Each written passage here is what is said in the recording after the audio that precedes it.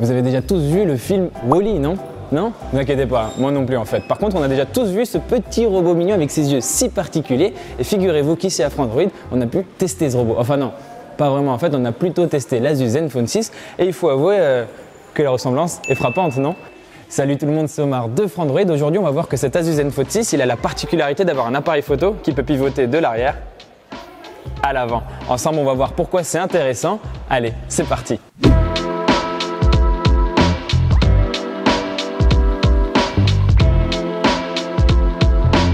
Déjà, on va parler un petit peu de design. Le fait d'avoir un appareil photo rotatif, ça permet d'éviter de se farcir une encoche ou un trou dans l'écran. On se retrouve du coup avec un écran de 6,4 pouces qui occupe presque toute la surface avant. Il y a quand même des bordures autour bien visibles. C'est pas très grave, mais c'est un peu dommage.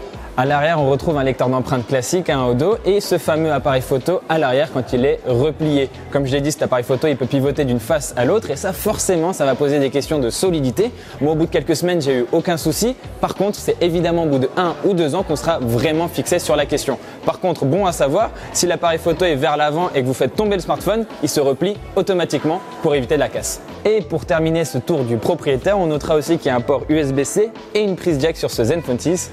Ça fait toujours plaisir. Je voulais aussi ajouter un petit mot sur l'écran. On est sur du Full HD+ ici avec une dalle IPS LCD. Et je sais, beaucoup de gens étaient déçus de ne pas avoir de l'OLED sur ce téléphone. Et c'est vrai que le contraste, il n'est pas aussi bon que sur Samsung ou OnePlus.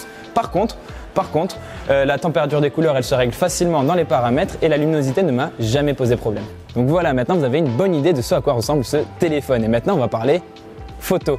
Comme vous l'avez vu, on a un double capteur, on a un capteur principal de 48 mégapixels et un ultra grand angle de 13 mégapixels. Dans l'ensemble, les photos sont vraiment très agréables à regarder. On a un bon niveau de détail et des couleurs qui sont vraiment très belles. Peut-être même trop belles en fait. Le traitement logiciel va pousser la saturation à fond les ballons et à la fin, vos photos ressemblent très souvent à des peintures presque.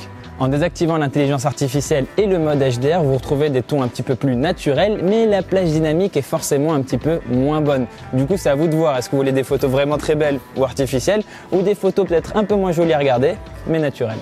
Quand la nuit tombe, l'appareil photo s'en sort pas trop mal, mais ne réussit pas non plus totalement à supprimer le bruit dans l'image. Et c'est surtout l'ultra grand angle qui ne capte pas toujours la lumière correctement. Et pour les selfies, qu'est-ce que ça donne? Eh bien, comme on utilise le même double capteur que pour les photos classiques, la qualité, c'est la même. La même, hein. Je t'ai dit que c'était la même qualité, hein. La même. On notera aussi un mode portrait vraiment efficace, même si l'effet bokeh peut paraître parfois trop agressif. Sinon, à part ça, on a plein de fonctionnalités assez rigolotes. Déjà, vous pouvez choisir l'inclinaison que vous voulez pour l'appareil photo. Vous pouvez donc laisser libre cours à votre imagination. Le monde est à vous. Vous pouvez aussi profiter d'une option de suivi de mouvement automatique sur un visage ou sur un objet.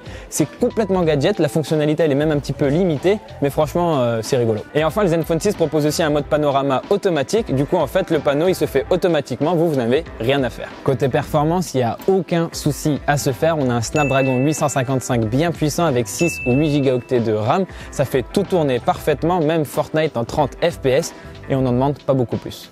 Pensez quand même à activer l'option Booster l'IA qui permet d'améliorer les performances et sur les gros jeux bien gourmands, ça peut être quand même bien pratique. Pour la partie logicielle, on peut faire confiance à Zen UI avec Android 9.0 Pie. Sur ça, Asus avait vraiment un très bon travail pour proposer une interface épurée, agréable à utiliser, très inspirée des Google Pixel. On a d'ailleurs la navigation par geste qui est disponible, on a un mode sombre super agréable à utiliser et la reconnaissance faciale est toujours au rendez-vous. Le vrai point fort de l'Asus Zenfone 6, c'est son autonomie. Avec une grosse batterie de 5000 mAh, vous êtes tranquille, vous êtes à l'aise pour tenir 2 jours entiers, même avec une utilisation assez poussée du téléphone. Par contre, attention, le mode Booster l'IA dont je vous ai parlé un peu plus tôt dans cette vidéo consomme beaucoup plus rapidement la batterie. Il existe 3 configurations différentes pour l'Asus Zenfone 6. Ça va de 6 à 8 Go de RAM et ça peut aller jusqu'à 256 Go pour le stockage. Et vous avez donc 3 prix, 499, 559 et 599 € en fonction des versions.